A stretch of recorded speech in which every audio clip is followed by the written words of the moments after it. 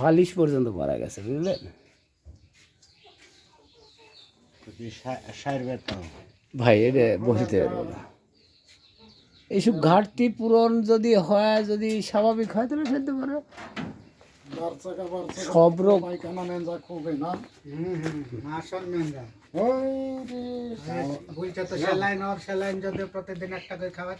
দুটো একটা তিনটে করে খাওয়ালে এই ডিহাইড্রেশনটা হইতো না।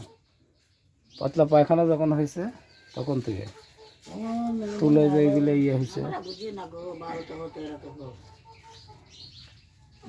যদি বড় গরু হতো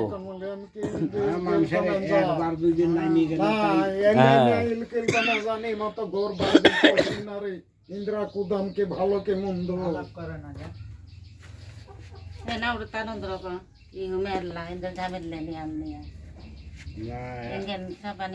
পাতলা পায়খানা যখনই হইতো তখনই যত 2 বেলা 2টি স্যালাইন খাওয়ায় না বাড়তে ডকে তাই বলে পরিষ্কার না হলেন এই টুন্ডাইন্দের মেজে কি ভাই কোনো ডাক্তার থেকে তো পরামর্শ নিতে পারতেন যে আমার গরুর পাতলা পায়খানা হয়েছে, বাছুর গরু কি করব, তাহলে পরামর্শ দিয়ে দিতাম।